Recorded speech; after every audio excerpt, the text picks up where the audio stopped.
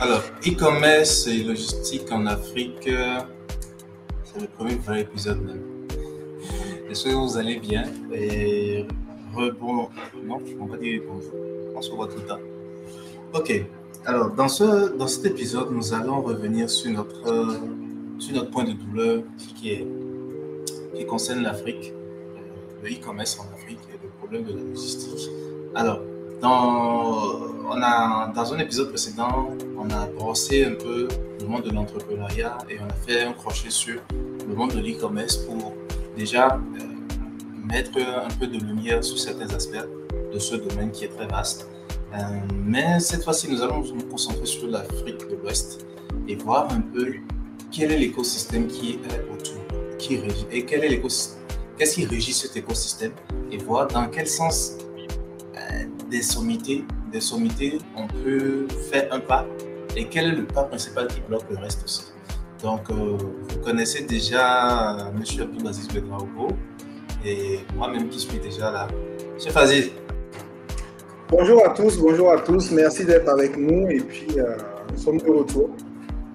Pour essayer de dire les choses et puis voilà. Donc, comme James le disait, le but de cet épisode, c'est déjà de faire un état des lieux. C'est l'épisode 2, c'est de dire, ok, l'épisode précédent, on a dit pourquoi est-ce qu'on était là, qu'est-ce qu'on faisait ici et quelles étaient nos aspirations et pourquoi on a décidé de parler de e-commerce et de logistique. Pourquoi ça nous tirait à cœur.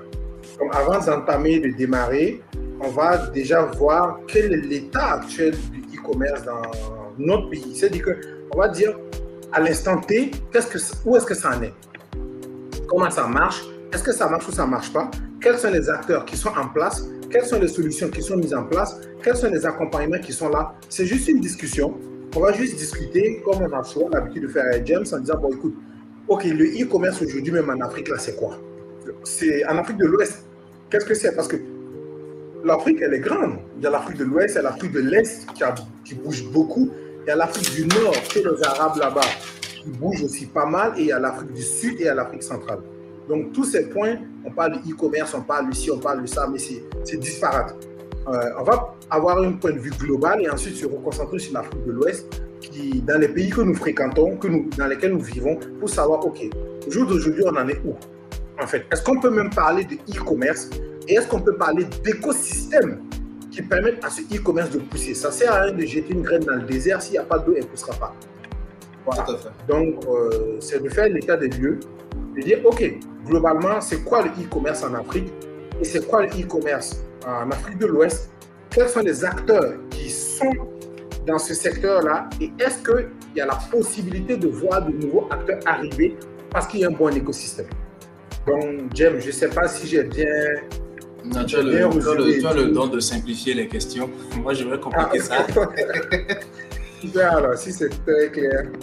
Voilà. Donc, je te laisse la parole. Tu es beaucoup plus nomade digital que moi. Moi, c'est récemment que j'ai découvert un peu ce milieu. Toi, ça fait un bon moment que tu traînes dedans. Pour toi, c'est quoi l'e-commerce en Afrique? Comment tu vois les choses? Qu'est-ce que c'est en fait? Globalement, de ton point de vue aujourd'hui et de toutes les années dans lesquelles tu traînes sur Internet depuis, est-ce que tu as vu une évolution? Qu'est-ce que c'est pour toi aujourd'hui? Est-ce qu'on peut même dire que le e-commerce existe en Afrique déjà? Pour être tout à fait honnête, c'est plus facile de répondre à cette question en disant non. Le e-commerce à proprement parler n'existe pas parce que le e-commerce, si on doit faire une définition très simple de e-commerce pour un enfant, si on doit expliquer ça à un gosse de 5 ans, c'est utiliser les moyens et les solutions qu'offre Internet pour pouvoir proposer ses offres, ses produits et ses services à un individu qui est à l'autre bout de la planète. Parce que Internet étant un réseau planétaire, c'est que tu puisses arriver à livrer un produit ou un service à une autre personne à l'autre bout de la planète en respectant un certain nombre de paramètres, incluant la logistique, le délai, et après, faire en sorte que ce système fonctionne de temps en temps et que le client revienne vers toi. En gros, ce n'est pas une solution locale qui est juste comme un petit WhatsApp interne où on va s'envoyer des messages pour dire que non, j'ai ton produit bien cherché. C'est beaucoup plus vaste que ça. C'est beaucoup Donc plus pour vaste toi, que le e-commerce en Afrique n'existe pas encore. Non, c'est un thème abusé. Pour nous ici, comme on est trop fort dans ça, on abuse un peu de tout. Comme quand les gens disent start-up alors qu'ils sont vieux d'une entreprise qui existe d'investissement, nous sommes ça. Par contre, ce qui marche, auquel les gens se prêtent et pensent qu'ils font du e-commerce, c'est passer par les réseaux sociaux pour proposer des produits. Okay. En gros, étant donné que les réseaux sociaux permettent de rentrer en contact initialement avec ses potes, amis, partager des photos et autres et tout, bon, l'idée est venue simplement de dire, bon, au lieu de partager juste des photos, je vais commencer à montrer ce bic et dire si quelqu'un est intéressé, je le vends à 100 francs. Ça commence par toucher la petite communauté et comme notre grand frère du Québec aussi aime guetter, flairer les opportunités, c'est dit, ah, ces gars-là, ils aiment bien montrer leurs produits dans les photos là. Okay? On va leur créer quelque chose. Voilà, on va leur créer un écosystème là pour qu'ils puissent faire les affaires dedans. Et c'est comme ça que tu vas les. Donc en gros, pour toi, c'est pas du e-commerce qu'on va faire en Afrique, mais c'est de la vente sur réseau social. C'est de la vente sur réseau social. Pour ne pas dire la vente sur Facebook et TikTok. C'est ça. Encore que TikTok, c'est récent. Sinon, tout le monde se disait, bon, je fais une page Facebook. La plupart des entrepreneurs que je connais, à qui j'ai fait des logos, des cartes de visite et autres et tout, ce n'est que ça. Je vais sur Facebook et puis je gagne parce qu'ils ont tout de suite compris qu'avec Facebook, ils pouvaient atteindre plus de personnes que de faire de la publicité traditionnelle. C'est ça. Et c'est ça, c'est vraiment le facteur qui a motivé les gens à s'intéresser à vendre en passant par un canal. Mais tout ce monde, en fait, malheureusement, ils ont tous. Il y en a encore qu'aujourd'hui, quand ils pensent que Facebook est un navigateur. En gros, tu es en train de dire qu'en Afrique, Internet se résume au réseau social. C'est ça. Vraiment. Au réseau social principal qui est Facebook. Ouais. 90%. 90% de. C'est Facebook. Internet se résume à Facebook. Maintenant, WhatsApp, le gars ne se rend même pas compte qu'il est sur Internet en fait. Ou lui, ça permet d'envoyer des messages comme des SMS. Non, il y en a pour qui c'est du SMS. C'est même pas encore un réseau social. Il ne se dit pas que c'est un réseau social en fait. Il ne se dit pas que le fait de consulter le statut de l'autre pour qu'il a payé une voiture, c'est du réseau social. Non, lui, c'est pour envoyer des vocaux. C'est tout. Donc, Internet en Afrique, pour le moment, pour toi, c'est réseau social et messagerie. C'est ça. C'est ça, Internet. Entre les deux, il n'y a rien. Il n'y a rien. Okay. Non. Pour les gens, c'est ça. C'est comme si je savais que beaucoup de personnes se rassemblent à la place publique. J'ai ma boutique devant mon portail, mais je vois que beaucoup de gens se rassemblent à la place publique. Tu prends tes articles et tu y vas. Je y vais. Voilà, c'est ça. J'y vais. En gros, c'est ce qui se passe avec Facebook. Okay, il y a beaucoup de gens là-bas, je vais faire là-bas. Mais tu parles de l'Afrique dans sa globalité ou de l'Afrique de l'Ouest spécifiquement? Je parle de l'Afrique de l'Ouest spécifiquement. Je n'ai pas eu la chance de rencontrer les autres, mais je pense que la proximité avec les pays qui sont en haut là-bas, l'Europe et autres, a dû influencer un peu le système de comportement. Mais sinon, pour les pays, à savoir Côte d'Ivoire, Burkina, Togo, Bénin, Mali, les francophones là, c'est pareil. C'est réseau social et messagerie instantanée. C'est ça, c'est ça qui fait le business. Ok. C'est fait le business. Pas de souci, le décor est planté. Moi, je partage un peu ton point de vue qui est de se dire que malheureusement, je ne sais pas à tort ou à bien, je ne sais pas, je pense qu'une bonne partie de la jeunesse africaine n'a pas encore compris c'est quoi Internet. Fondamentalement. Je pense qu'on n'explique pas à l'école. On ne sait pas en fait ce que c'est que Internet. Comme ce n'est pas mis dans notre environnement, c'est un truc extérieur. On ne comprend pas. Est-ce que tu vois, aux États-Unis, les gars ont compris c'est quoi Internet parce que Internet est né en fait là-bas. Ils ont vu les prémices, ils ont grandi avec. C'est depuis les années 90, c'est 30 ans maintenant. C'est ça. C'est 30 ans. Donc, même les écoles, tu vas dans n'importe quelle école aux États-Unis, tes cours c'est sur Internet, ton planning c'est sur Internet, tes professeurs, tu les appelles pas, tu leur envoies des mails. C'est ça. Des mails. Moi, je rêve même du jour où on pourra bloquer souvent la fonction vocale de WhatsApp. Pour que les gens, on les oblige à raccourcir ce qu'ils veulent dire. Ça c'est mon kiff WhatsApp. Si un jour vous m'écoutez, s'il vous plaît, donnez l'option que je puisse me lever aujourd'hui et je dis toute la journée, je ne veux pas de vocal. Je bloque le vocaux et j'oblige les gens à rédiger. Ah ouais. Mais tu vois, mais je veux dire que c'est... Et le fait d'avoir obligé les jeunes en Europe aux États-Unis à envoyer des mails tu seras qu'ils sont beaucoup plus percutants à l'écrit. Ils sont beaucoup plus concis. Donc, eux, ils vivent avec Internet. Ton planning, tu vas à l'école, mais tu n'as pas envie de... Tu vas sur le site de l'école, tu te logs.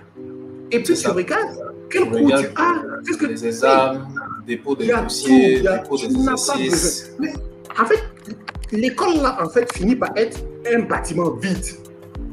Ouais. Donc, les classes... c'est l'école qui devient le réseau social, en fait. Voilà. Donc, les classes sont occupées par des gens qui sont de passage. Mais tout le reste, toute l'organisation de l'école se passe sur Internet. Donc, je peux comprendre qu'on n'a pas encore cette éducation d'Internet, mais même des jeunes qui aujourd'hui sont diplômés, qui ont des licences, qui ont des masters, n'ont toujours pas compris. Il n'y a personne, bon, pas qu'il n'y a personne, mais on fait pas une paresse, mais terrible, mais qui est de dire, va juste chercher c'est quoi Internet. Mais ça se résume aux réseaux sociaux. Donc, ce que tu dis ne m'étonne pas, parce qu'en fait, nous, en Afrique, on n'a pas connu Internet, on a connu les réseaux sociaux. On a connu Internet à travers les réseaux sociaux. Donc lui, il ne sait pas en fait qu'il y a Internet. Et puis sur Internet, il y a les réseaux sociaux. Pour lui, Internet, c'est le réseau social. C'est ça. Il y a des gens qui ont demandé mon site web, ils sont allés sur Facebook, me taper dans la barre de recherche sur Facebook, www.pushstudio.com. Je me suis dit, mais attends, Facebook n'est pas un navigateur. Ah oui, carrément. Ah, c'est sur Facebook qu'il allait taper l'URL de ton site web. Vous comprenez un peu le choc. Maintenant, c'est comme ça. Non, c'est là que je dis souvent, attends, t'es sorti avec ton sang, ton cerveau, ou bien c'est moi qui... C'est compliqué, c'est compliqué. Donc, bref, donc, en gros, le e-commerce, dans sa globalité, en tout cas, pour ce qu'on connaît qui est de l'Afrique de l'Ouest, c'est inexistant. Et ta réponse est que, quelque part, c'est parce qu'en fait, en réalité, en Afrique de l'Ouest, on a connu Internet avec les réseaux sociaux. Donc, on ne sait pas en fait qu'il y a Internet et il y a les réseaux sociaux. On ne sait pas qu'on peut aller sur un site web et découvrir des choses, etc. Donc, le peu de gens qui savent le faire. Alors déjà, est-ce que tu penses qu'au jour d'aujourd'hui, il y a assez de gens qui savent c'est quoi Internet en Afrique pour qu'il y ait un marché de e-commerce? Non.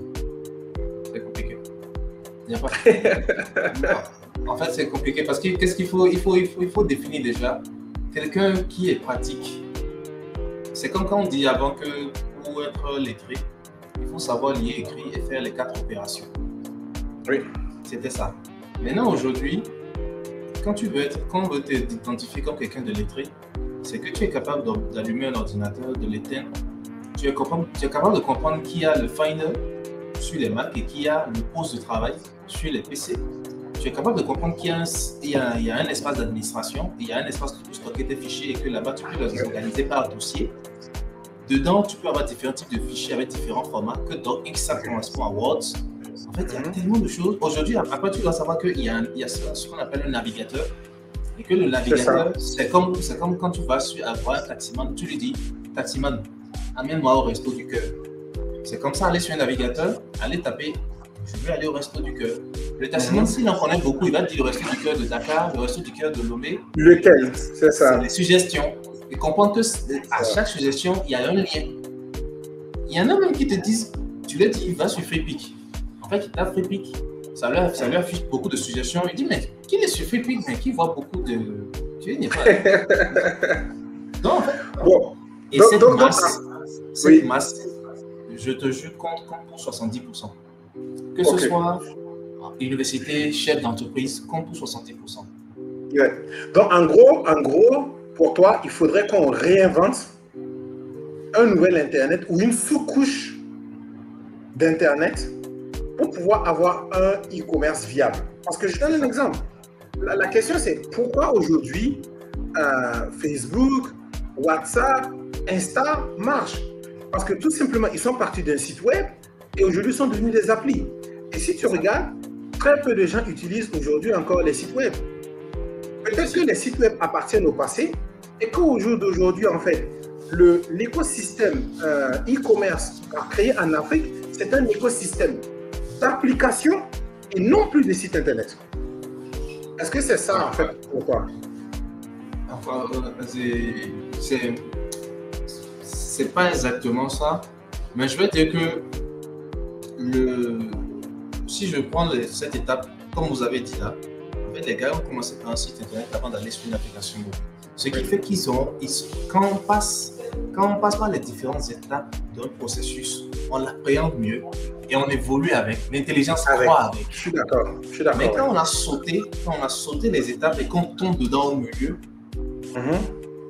en fait, ce n'est que la conséquence qui est là actuellement. En fait, on était tranquille et puis bam, Internet est venu. Mais le temps qu'on comprenne qu'il y a ce qu'on appelle des emails, des liens hyper tests et autres et tout. Facebook, j'ai ma mamie. C'est mort, c'est fini. On nous a montré l'objet brillant, on ne veut plus travailler. C'est ça. Alors que je suis soufflé chez eux, peut-être que quand on initiait les élèves à l'informatique, à l'Internet au début, les examens, ils suivaient, mais on leur disait d'envoyer un email à telle adresse pour voir si. Et ils suivaient, ils étaient notés dessus. Donc quand il y a cet ancrage-là, et qu'on te propose Instagram après, tu es plus intelligent en fait. Ok. Tu es plus intelligent, c'est ça en fait. Alors, donc, on fait comment? On ferme le podcast, on dit qu'il n'y a pas de e-commerce en Afrique, on va se coucher, qu'est-ce qu'on fait? C'est quoi selon toi? C'est quoi selon toi? En fait, malheureusement, on ne pourrait pas le fermer parce que c'est en même temps un avantage et un inconvénient. La prochaine ressource humaine de l'humanité en Afrique. Ok. Les prochains cerveaux sont en Afrique. Ok. C'est juste que, comme on dit souvent, à grand pouvoir, comme ils disent dans Spider-Man, à grand pouvoir correspond à une responsabilité. Ok. Faire découvrir les réseaux sociaux, le faire tomber sur les Africains comme ça, c'était une grosse responsabilité qu'on leur a donnée. C'est compliqué. Après, je le comprends. Je me dis, imagine, tu as YouTube, tu as Google, tu as Amazon. Mais en fait, tu es dans le lard, en fait.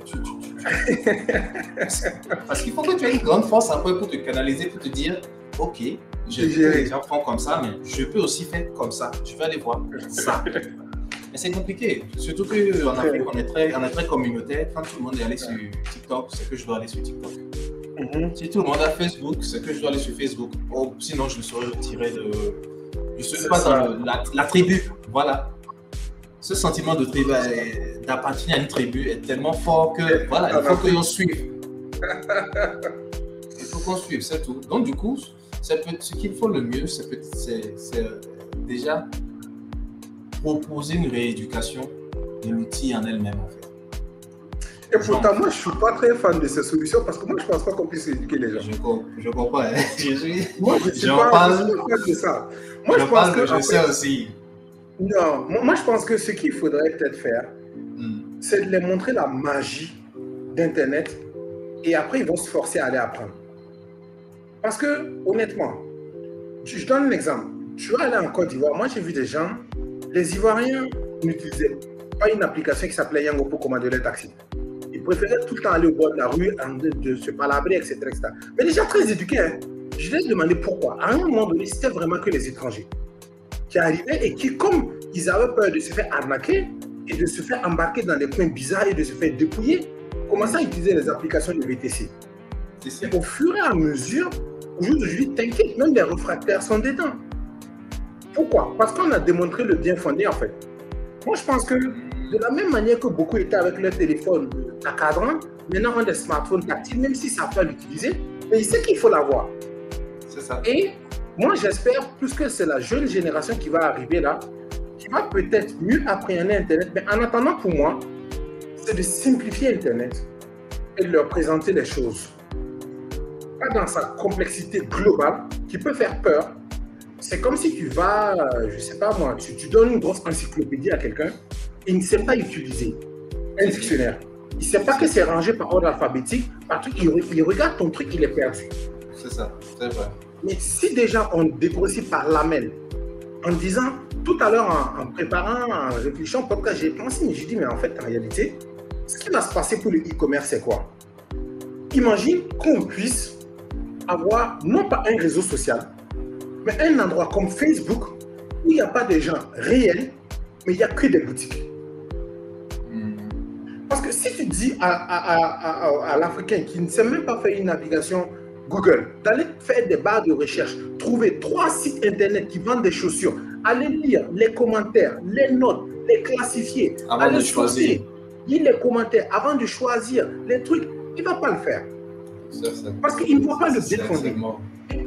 N'oublions pas aussi que l'Europe n'était pas un reste. Il y a une vidéo célèbre où, en fait, en France, dans les années 85, quand le téléphone portable est sorti, on a arrêté des gens dans la rue, on leur a posé la question, est-ce qu'ils sont prêts à avoir un téléphone portable? Ils disent, pourquoi faire? Que ce gros truc, pourquoi je vais me balader avec? Parce qu'il y a les cabines téléphoniques. En 85, il n'y a pas longtemps, je crois qu'on doit pouvoir retrouver le reportage en tapant. Le gars, il dit, pourquoi avoir un téléphone portable en France dans les années 85-90? 90 même. Ils ne voyaient pas l'intérêt d'avoir un téléphone portable. Mais c'est le cas des Africains aujourd'hui avec Internet. Ils ne voient pas, ça va lui servir à quoi? À part les réseaux sociaux. Donc moi, je me dis, si on peut simplifier les sites e-commerce et les ramener à des applis, c'est déjà bien. Parce qu'à chaque fois, si le gars doit taper même le nom du site Internet dans sa barre URL, bon, URL déjà, il faut qu'il... S'il doit taper le nom du site Internet, il ne va pas y arriver. Premièrement. Secondo, s'il doit rentrer si à chaque fois, il doit rentrer toutes ces informations d'identification, il doit rentrer ces informations de livraison, il doit rentrer ces informations de paiement, je trouve que ça crée beaucoup de mal. Alors que la technologie, c'est quoi? C'est censé casser ces barrières. Aujourd'hui, mon fils utilise WhatsApp. Pourquoi? Parce qu'il voit des photos. Donc, la magie de la technologie, pour lui. Voilà, c'est de rendre la technologie accessible. Moi, je pense que au jour d'aujourd'hui, les acteurs de e-commerce doivent travailler à rendre ça facile. Mais tu vas sur les sites internet, par exemple, tu vas sur Jumia, tu vas sur Amazon, présente pas ça aux Africains sous cette forme-là. Non, ça quand tu prends Amazon, chaque section doit faire... Voilà, non, toi et moi, on a eu ce débat, et c'est avec un collègue au bureau. J'ai dit, chaque section, par exemple, de Amazon doit être une appli à part. Électroménager, c'est à part. Luminaire, c'est à part. Je ne sais pas moi, santé, c'est à part. En fait, il faut dégrossir parce qu'on ne sait pas encore faire de la recherche. Mais est-ce que c'est vraiment gênant pour la personne d'avoir 10 applications sur son téléphone? De toute façon, à part les réseaux sociaux, qu'est-ce qu'il y a comme application sur son téléphone? C'est que ça. Ce n'est que ça. Il n'y a rien. Ce n'est que ça. Il a une machine de guerre, il a un bazooka, mais il n'y a rien à tuer. Donc, si tu dégrossis et qu'il peut classer par thème ces applis, il sait que si j'ai besoin d'aller acheter des tomates, j'ai une bonne appli. Tu vas m'envoyer les légumes à la maison. Donc, il va sur cette appli. Ces informations sont déjà enregistrées. Il fait sa commande, il clique sur payer, boum, il passe à autre chose. Donc, je pense que c'est à nous, acteurs du e-commerce, de ramener ça vraiment à un truc accessible. Et pour éviter, justement, d'aller et de fouiller dans tout Internet, moi, j'imagine une espèce de Facebook ou une espèce d'annuaire de e-commerce à part Google. Ou en Europe, je répète encore, en Europe, on peut aller passer des heures et des heures à sourcer, à trouver un site intéressant, etc. Mais t'imagines, et là, on va passer à la deuxième phase, à la deuxième question de ce podcast, qui est de dire, si tu dis aujourd'hui, fais-moi la liste de tous les acteurs e-commerce en Afrique de l'Ouest, il n'y en a pas. J'ai tenté de chercher. Il n'y en a pas. Bizarrement, il n'y a pas de page jaune spécifique. Il n'y a pas de page jaune. Il n'y a rien. Donc, je veux dire, il n'y a même pas une appli. Il faudrait qu'à un moment donné, il y ait une appli où chaque site internet qui sort de e-commerce qui puisse être référencé. Que le gars puisse, avec cette appli, aller, s'il tape alimentaire, qui est la liste, il tape tel critère, la liste se réduit. En fait, tu fais la recherche de manière simple pour lui. Ouais, un système comme ça. C'est ça. Jusqu'à ce qu'il tombe. Jusqu'à ce qu'il trouve, par exemple, ce qu'il veut. Donc, quand il y a un nouveau site qui se crée, bam, le site vient s'enregistrer là-dessus. Donc, à un moment donné, il va dessus, il trouve les applis qui lui plaisent et il installe l'application de l'appli. Il n'y a pas de page, il n'y a pas d'annuaire, il n'y a rien. Ça, c'est par exemple quelque chose de concret à mettre en place. Ouais, je vois que réfléchir comme ça, en tout cas, c'est moins. C'est l'application des applications e-commerce. Ouais. Quand tu as cette appli, tu peux trouver toutes les autres applis e-commerce qui existent et qui desservent ton pays. C'est ça. C'est tout. Tu dis, je veux payer les couches de bébé. Et ce sont les applis. Voici les boutiques. Ok. Je veux des prix qui ne dépassent pas 5 000. Il élimine les autres boutiques. Il présente la boutique finale. En fait, je ne dirais pas que c'est un comparateur, je dirais que c'est un agrégateur en fait, de solutions. e-commerce. C'est-à-dire que couche de bébé, il va aller juste taper, il va aller juste cliquer sur l'onglet bébé. Dans bébé, il voit la photo de couche, il clique et on regarde, ok, quels sont les sites internet qui te proposent des couches à la livraison. Et c'est clenché. Et ensuite, tu vas aller cliquer sur le site. S'il a une application installée, on te présente rapidement l'application installée. Ou si tu veux, tu vas sur la landing page, tu vas tomber sur la page de présentation du site de couche pour bébé. Et tu regardes si ça te correspond. Si ça te correspond, tu as le lien de téléchargement, tu télécharges l'application, tout simplement, et tu gardes sur ton téléphone. Ce n'est pas là-bas que tu vas faire l'achat. Je ne sais pas si tu me comprends. En fait, c'est l'information que tu récupères. Voilà, tu récupères le lien de téléchargement, c'est l'information que tu récupères, mais tu ne fais pas l'achat là-bas. Si tu vois que le site semble intéressant, tu as pris son appli, tu as installé. Et c'est de cette appli maintenant que tu vas faire ton achat. C'est-à-dire qu'on crée un grand marché des applications e-commerce. Pour que le gars, il n'ait pas à aller taper sur Google 1 milliard de trucs pour mettre. Pour trouver son produit. Et c'est ça. Et les sites e-commerce qu'on va référencer, par exemple, là-dessus, c'est des sites e-commerce qu'on a testés, on a regardé, on a vu qu'ils sont un minimum sérieux. Et à partir de ce moment, on le met. En fait, c'est comme un portefeuille en fait, d'applications. Ah, tu veux une appli pour réserver un truc, comment je vais dire, pour réserver une coiffure, il n'y a pas de souci, tu vas sur ça, on regarde quelles sont les applis disponibles dans ton pays. Tu desserves ton pays. Mais sinon, tu es obligé de passer des heures et des heures à faire de la recherche Google. Donc, on fait cette recherche, on les référence, on les référencie dans une boîte. Et toi, tu n'as qu'à installer cette appli. Si tu as cette appli, tu as toutes les autres applis. Ouais, surtout que ça peut géolocaliser à côté. Oui, voilà. Donc, tu regardes, ça peut géolocaliser pour savoir, ok, est-ce que tu es dans tel pays, est-ce que tel site internet dessert ton pays? S'il ne dessert pas ton pays, on peut ne pas te l'afficher. C'est ça. Ça ne sert pas de te l'afficher s'il ne dessert pas ton pays. Tu vois? Mais le gros problème dans ça, c'est que je me dis, même quand une solution comme ça est disponible, l'Africain le fait switcher. En fait, il a un côté conservateur qui est... Comment je vais dire? Je ne sais pas comment expliquer ça. Non, je comprends, mais ça va se faire de manière organique. Il va venir tout seul.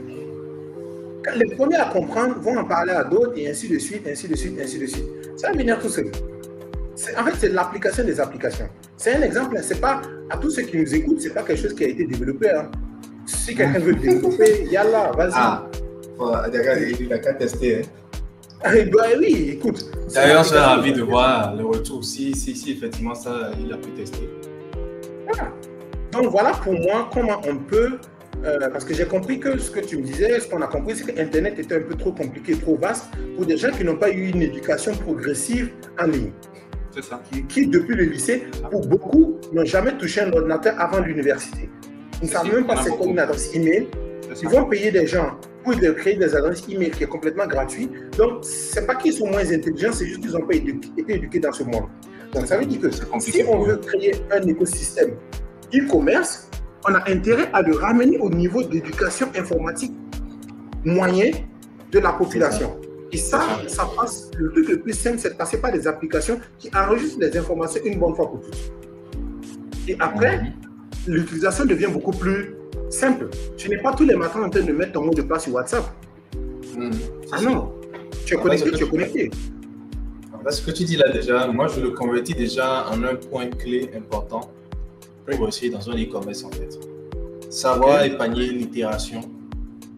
Une itération de... Comment je vais appeler ça? Éviter la répétition du même geste à un client plusieurs fois en fait. Quand une information doit être utilisée régulièrement, trouver une façon de l'implémenter. C'est ça. À moins qu'il souhaite la modifier.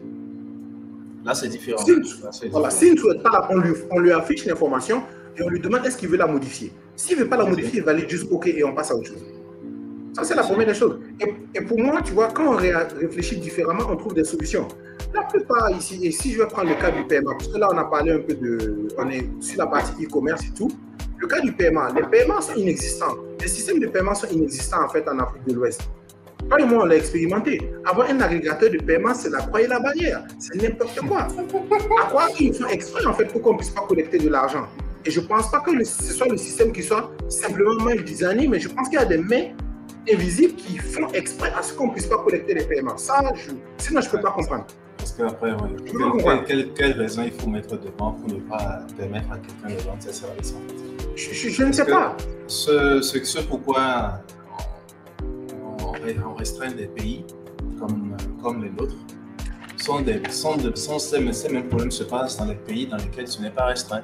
C'est juste à des degrés différents, mais ça se passe de la même façon. C'est comme te dire, en partie, moi-même, je me dis, ça sent la théorie du complot, quoi. Ça sent le. Je sais pas, on dit que dans la zone de la sous-région, là, non, il faut tout visser, que rien ne sorte, en fait. L'écosystème même n'est même pas favorable, en fait. Mais justement, pour rebondir sur les paiements, beaucoup de gens font le paiement à la livraison parce que, il n'y a pas de moyen de collecter les paiements. Et ce problème de paiement à la livraison tue la plupart des e-commerçants. Il ne faut jamais faire ça. Parce que si la personne n'est pas assez engagée, en payant à distance, elle va te créer des problèmes. C'est ça.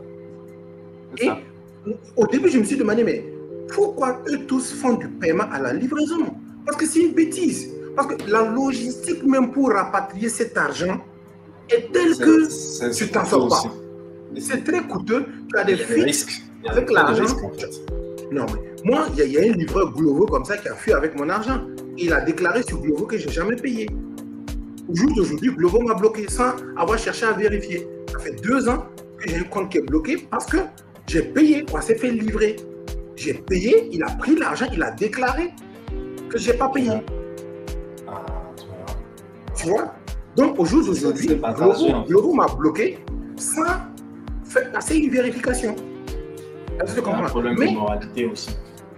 Voilà. Et le problème, c'est quoi? Le problème, c'est que encaisser les paiements. On n'a pas de terminaux de paiement, on n'a rien, on ne peut pas payer sur Internet. C'est compliqué. À part des sociétés européennes qui arrivent à encaisser les paiements, les e-commerçants africains n'y arrivent pas. Donc, et eux tous vont dans le e-commerce, dans le paiement à la livraison, et c'est le paiement à la livraison qui les tue. C'est-à-dire qu'ils vont acheter leur propre mort. C'est ça. En fait, c'est ça. Tu ne peux pas être dans le e-commerce et faire du paiement à la livraison. C'est disparate, en fait. C'est pas la même chose. Et secondo, ceux qui font ça cherchent juste à prouver que leur système marche. Ils ne cherchent pas à avoir de l'argent. C'est ce que Jumia a fait. Donc, je me dis, qu'est-ce qui se passe? Si je ne peux pas collecter du paiement et que je fais du truc à la livraison, je suis en train de mourir. Et la plupart des e-commerçants un peu naïfs se disent non, mais les clients, si tu le dis de payer en avance et comme il ne connaît pas, il n'a pas confiance, il n'a pas envie de payer, donc il ne commande pas. Je dis, mais donc en ce moment, tu ne vends pas un produit qui résout un vrai problème pour le client. Parce que si c'est évident, il ne va pas réfléchir comme ça. Non, mais justement, parce que je me dis, quand tu mets trop de marketing à flatter un client, pour qu'il l'achète chez toi, c'est un très mauvais client et il va te créer des problèmes. Ce n'est pas des clients. Si le client ne sait pas pour qui il l'achète, le marketing, là, ce n'est pas flatter les gens. C'est un échange. C'est pour lui montrer son problème, pour lui faire comprendre que la solution est chez toi. Pour lui montrer son problème, j'ai la solution. Donc, c'est pour dire qu'en réalité, le paiement à la livraison est une bêtise. Il vaut mieux se concentrer et dire, je vais trouver tous les moyens de convaincre mon client pour qu'il paye et qu'il s'engage avant que je déclenche même le processus de livraison. Et si tu n'y arrives pas, travaille encore à le convaincre au lieu de dire que la solution c'est le paiement à la livraison.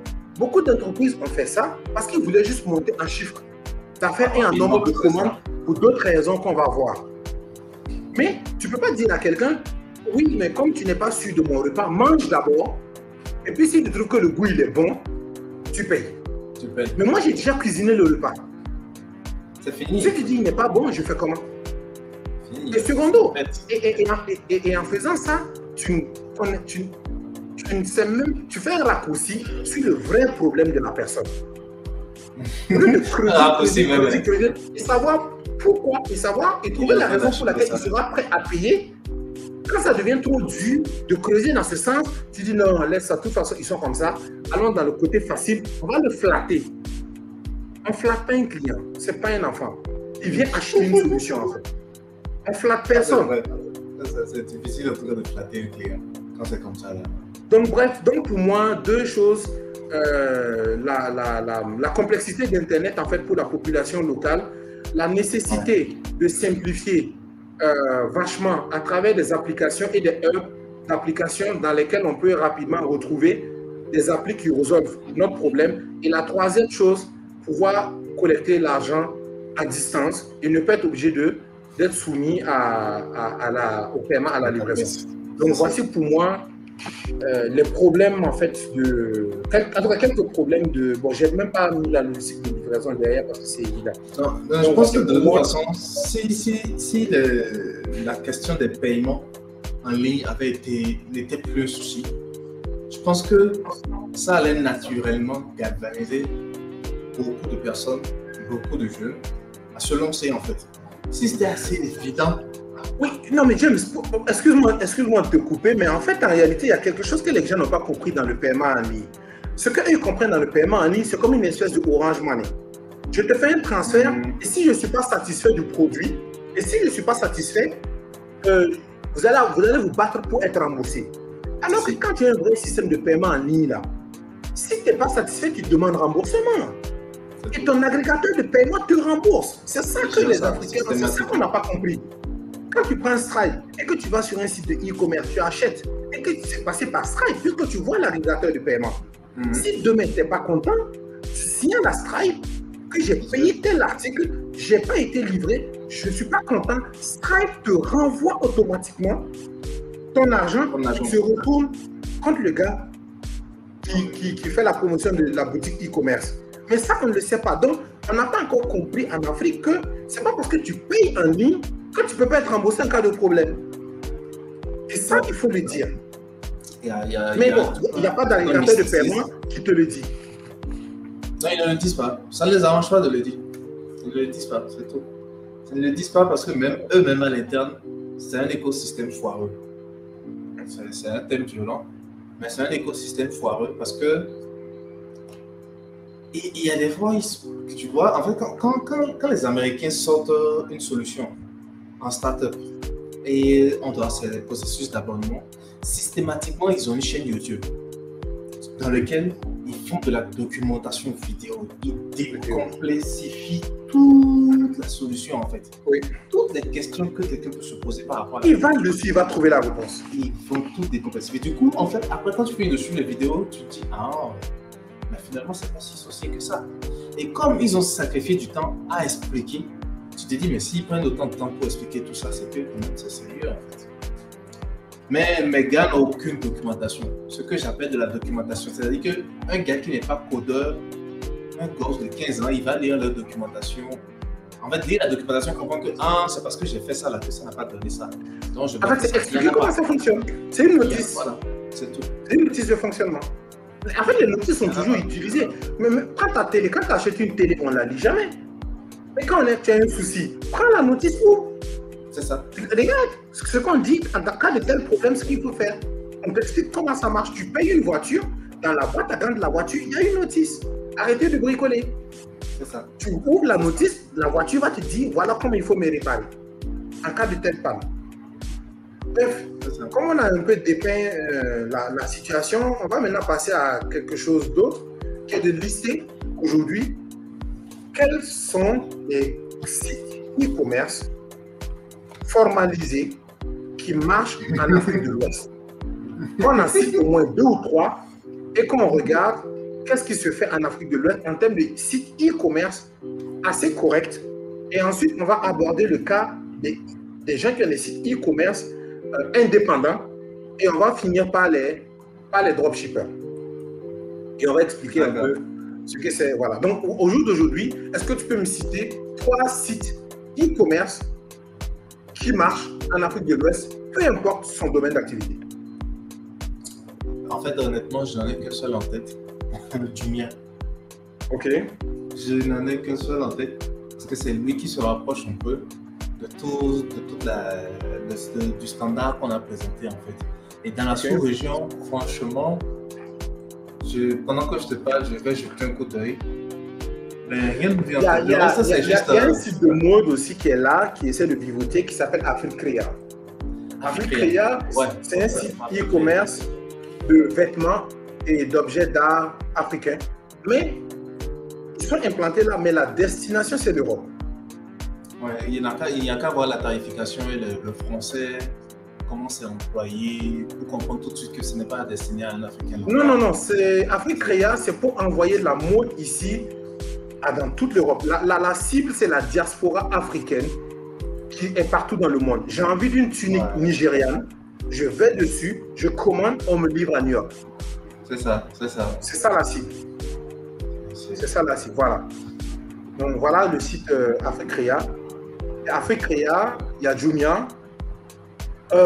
Qu'est-ce qu'on a d'autre? Après, le reste, c'est des petits sites. C'est des petits sites. Pour moi, encore, c'est des sites vitrines. C'est des sites vitrines, en fait. Voilà, c'est des sites vitrines. C'est pas du e-commerce pur. C'est pas du e-commerce pur. Un e-commerce pur, c'est Jumia Africrea que j'ai en tête. J'ai quoi d'autre? Tu as un autre truc en tête? Jumia Africrea. Non. Il y en a qui se positionnent un peu comme des sommités, mais après, en profondeur, tu te dis non, c'est juste ils ont fait ça pour la Après, il y a le site dont je te parlais ce matin, Sorrentool au Sénégal, qui sont des petites solutions, mais ce n'est pas vraiment à la taille d'être formalisé, d'être assez costaud et faire vraiment du e-commerce comme il se doit. Il n'y en a pas. Si on a ouvert là, comme vous avez dit, c'est Africrea et Jumia. Et tu vois, n'est même pas du e-commerce, c'est un marketplace. Non, c'est une marketplace, voilà. C'est pas du e-commerce, c'est une marketplace.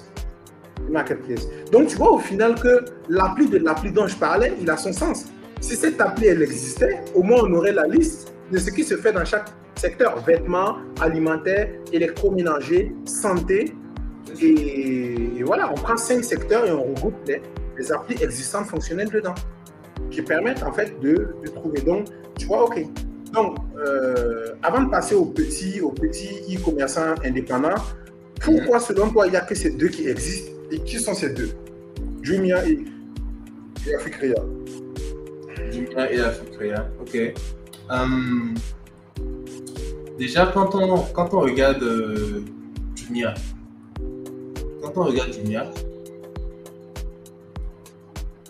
en fait, tu te dis, soit ces gars, ils ont eu une levée de fonds de malade, du coup, ça leur permet de mettre en place l'écosystème. Parce que quand je dis le site Jumia, je ne regarde pas que le site, je regarde un peu la communication qu'ils font même dans la ville d'Abidjan.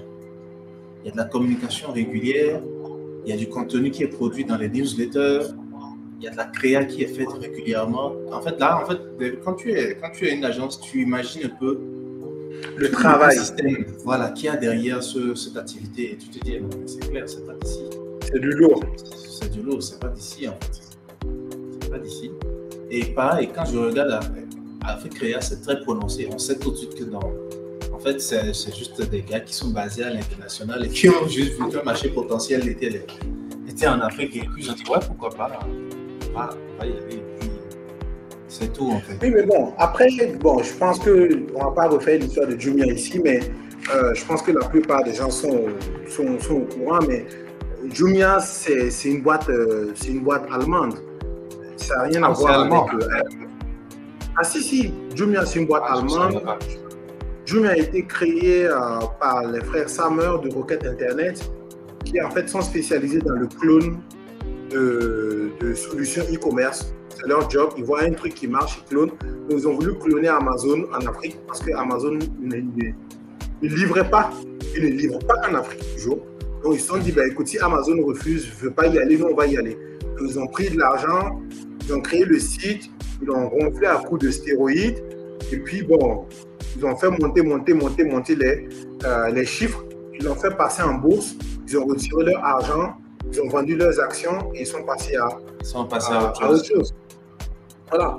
Pour avoir utilisé plusieurs fois Jumia me sert aujourd'hui comme comparateur de prix parce que l'expérience de livraison de Jumia est horrible. Par contre, terrible, c'est ça? Oui, leur expérience de paiement, le paiement, ça va. C'est une boîte allemande, c'est une boîte européenne, donc ils ont résolu ce problème de collecte de paiement. C'est juste qu'ils proposent un paiement à la livraison. Mais sinon, tu peux payer à distance. Tu n'es pas obligé de payer à la livraison. Tu peux payer par carte bancaire, par mobile money. Tous les moyens de paiement marchent sur Jumia. Donc, ils ont réussi ce truc-là. voilà, comme je dis encore, c'est parce que c'est une boîte européenne. Donc, ils n'ont pas les mêmes réalités, les mêmes problèmes que nous. Ça, c'est la première des choses. Par contre, leur expérience de livraison est horrible. Quand Jumia doit te livrer, c'est limite, il faut se libérer de la journée. Tu vas recevoir un SMS à 4 h du matin.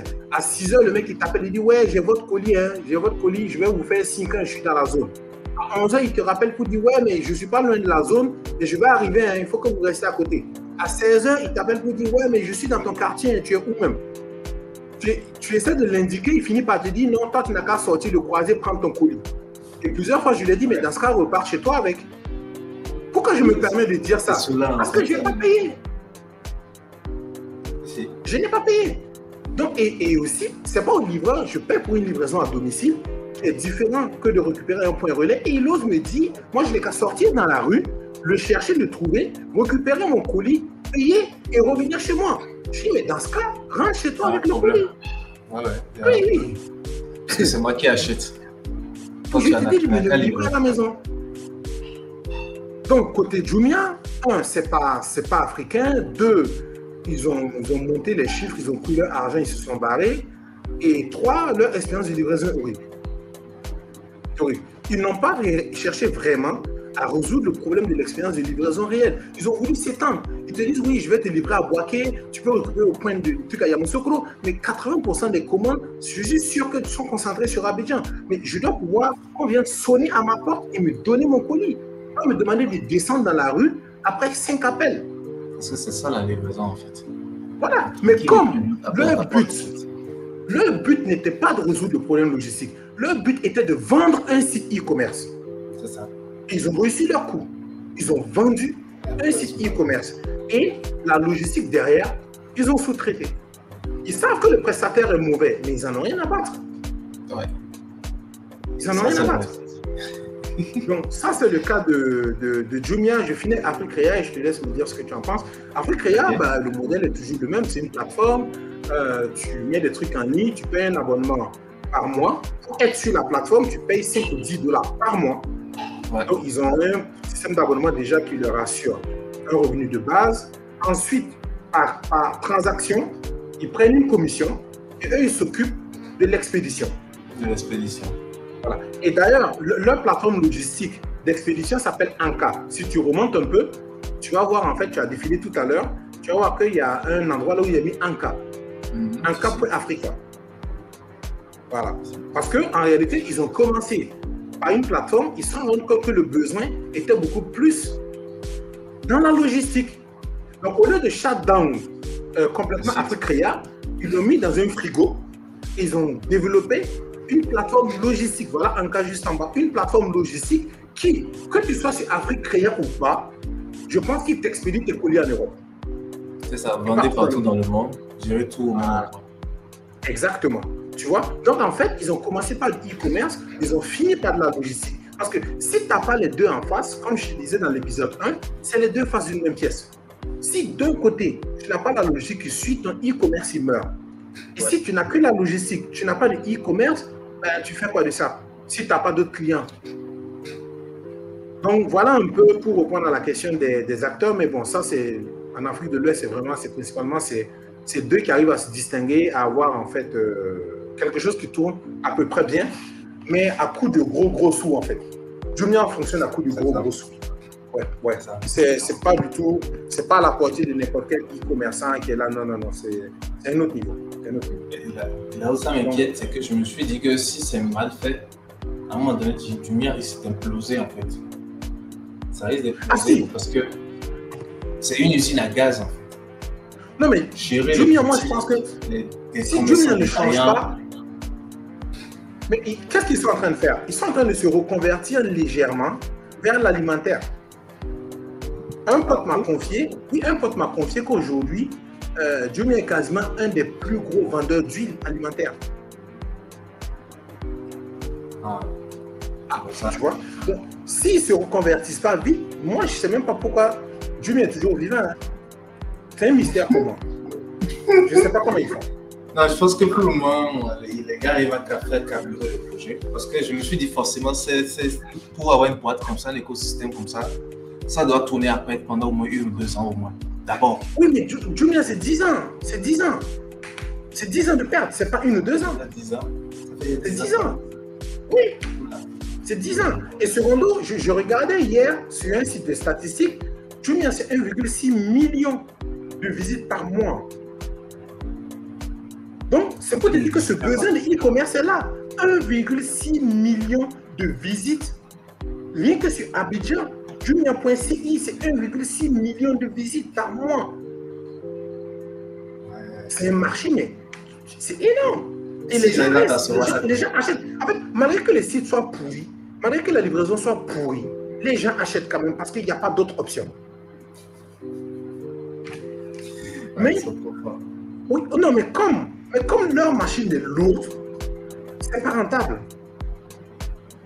C'est ça. La machine est lourde. Et c'est des salaires de fou, c'est des logistiques de fou, c'est tout. Sinon, en réalité, Jumia est quasiment devenue une marketplace. Elle ne vend plus des articles à elle-même, ou en tout cas très peu.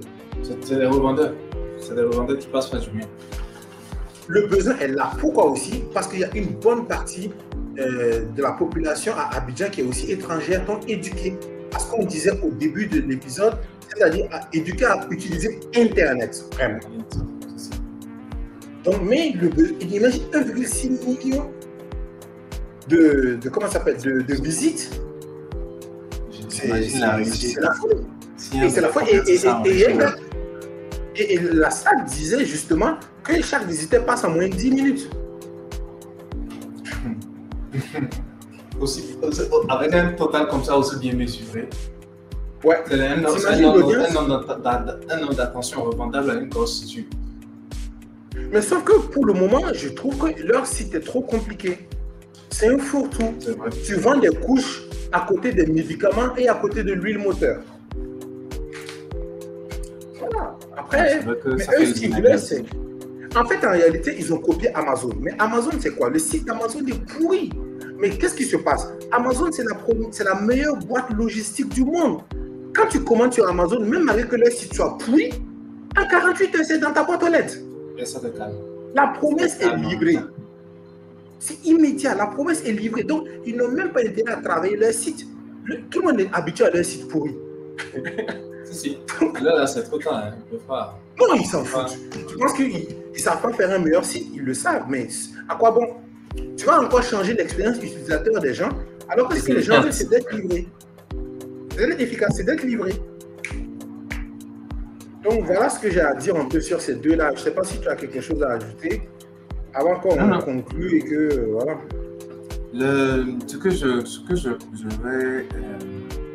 Ce que j'ai remarqué aussi, c'est que quand on prend le système de Jumia, j'ai l'impression parfois que en fait ça a été ils le font sciemment pour se donner l'impression qu'ils ont résolu le problème de la logistique. Parce que le gars t'appelle 5 jours en avant, le monsieur qui doit livrer depuis votre paiement, il appelle 5 jours en avant, 3 jours en avant, 2 jours en avant, la veille, et même le moment où il veut bouger, il appelle. À un moment donné, ça devient lourd. Mais je pense que c'est des gars aussi qui ont sondé le terrain et ils se sont dit, ok, qu'est-ce qui marche ici? Les gens parfois ont plus confiance à remettre l'argent main à main à quelqu'un que de perdre, comment on va dire, la confiance en fait, pour qu'il n'y ait pas de problème en fait. Non, James, moi, je suis pas à 100% d'accord avec toi. En fait, moi, je trouve que tu as dit quelque chose tout à l'heure. Jumia ne voulait pas résoudre le problème. Jumia voulait avoir une croissance à 2 chiffres pour vendre le site e-commerce. Ce n'était pas pareil. Et cette friction du paiement à distance allait ralentir la croissance.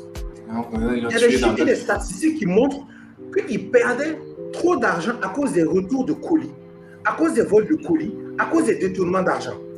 Un colis qui coûte 25 000, qui disparaît, la marge de Jumia était de 1 000 francs dessus. Ouais. Il vient de creuser un trou de 24 000. Ouais, ça c'est vrai. Le client n'a pas payé. Le coursier a disparu avec. Les problèmes ont creusé un tel trou, mais sauf que s'ils s'attardaient à résoudre le problème, ça allait casser la croissance de Jumia. Et ce n'était pas leur but. Leur but c'était de montrer que leur chiffre touchait le ciel. Donc ils n'ont pas résolu le problème. Sinon, s'ils voulaient résoudre le problème, la logistique aurait été internalisée. Pour que l'expérience de livraison soit la meilleure possible. propre à leur système, c'est ça. Mais ils l'ont externalisé. On fait un chèque. Ah, yallah, vous vous débrouillez. Nous, on vend notre site internet. Après, si tu as un problème, on dit c'est le prestataire. Ou bien si tu veux, tu viens récupérer au point relais. Donc, bref, je ne pense pas qu'ils voulaient résoudre le problème. Ils ont saisi l'opportunité de créer un site et de le revendre. Ça montre déjà la nature, le contexte en Afrique de l'Ouest, en tout cas. C'est un terrain vierge. On a pour le moment il y a tout à refaire. Mais il y a tout à refaire. C'est ce qu'on va dire. Il y a tout à refaire. Et on va essayer de le dégrossir au fur et à mesure. Au fur et à mesure des podcasts. Je laisse conclure. On a quelques minutes encore. Il n'y a pas de souci. Il reste quelques minutes. Voilà, je pense que le tout ici, c'est de réinventer, d'arrêter de vouloir cloner, copier, coller. Les populations ne sont pas les mêmes, les éducations ne sont pas les mêmes. L'e-commerce reste encore une opportunité de fluidifier l'économie, de repartager de la valeur et d'aller arracher cette valeur de la main des commerçants et venir la redistribuer. Parce que c'est notre argent qui s'utilise pour faire un peu n'importe quoi. Donc, on va se la redistribuer, on va recréer des emplois là-dessus et tout le monde va vivre de ce commerce. Il n'y a plus question qu'il y a un qui est là, qui va en Chine, qui nous ramène 100 conteneurs et qui bloque, qui dit ben, si vous ne vendez pas, si vous n'achetez pas, de toute façon, vous allez mourir de faim. Moi, je peux prendre mon avion, aller faire mes courses ailleurs et puis venir. Non, non. On va casser ce marché, on va tous le fragmenter, chacun va en tirer une partie. Et c'est pour ça qu'on est là. On va réinventer le e-commerce à l'africaine de manière à ce que chacun puisse y avoir son business. Et pour terminer, on n'a pas eu le temps de parler des dropshippers, mais tous ceux qui sont en train de faire du dropshipping en Europe et tout, etc., c'est bien, on vous vend aussi du rêve. Nous, on va travailler à ce que le dropshipping souvent n'est pas forcément mauvais, ça dépend de l'écosystème. Nous aussi, on va travailler de manière à ce que les jeunes puissent faire du drop ici et s'en sortir. Donc, je dirais que, voilà, ça ne sera pas facile. On va essayer d'apporter le maximum de connaissances, de documentation de ce qu'on a. De toute façon, ce qu'on vous dit n'est pas caché. Celui qui a une solution, qui l'implémente. C'est une discussion ouverte. C'est une discussion ouverte. S'il peut l'implémenter et venir nous dire, bon les gars, vous avez, par exemple, on a parlé d'une application Hub qui recense toutes les applications d'e-commerce. S'il y a un développeur qui écoute ce truc et qui peut créer l'appli, il prend contact avec nous. Il y a notre mail, il y a notre numéro de téléphone. C'est ça. Ou bien s'il veut qu'il développe l'appli, on n'en a rien à foutre. On demande que ça. On demande que ça. On demande que ça. Chacun apporte sa patte. Nous, on a déjà nos tâches. James, il est là pour vous accompagner. Moi, je suis là pour faire la logistique, pour permettre aux e-commerçants d'exister. S'il y a quelqu'un qui peut développer l'application des e-commerçants, qu'il y aille. Et encore pareil, on s'en fout que vous vous abonniez, que vous fassiez tout, c'est vous qui décidez. C'est pas notre problème. Non, c'est James, c'est rigole, mais j'en ai marre de tous les gens. Abonnez-vous, activez la cloche de notification. Non, je m'en fous en fait, en réalité. Ne vous abonnez pas. Si la vidéo vous a plu, ça vous arrange, partagez. Si ça ne vous arrange pas, allez vous coucher et passez à autre chose. Voilà. Il a tout dit, hein? Il a tout dit. Merci d'avoir passé ce temps avec nous. Merci beaucoup, monsieur Aziz. C'était James et c'était Entrepreneuriat en Afrique. On se retrouve la prochaine fois, non, chef Aziz? C'est ça, à la prochaine fois. Allez, bonne journée. Allez, à plus. Bye. Bye.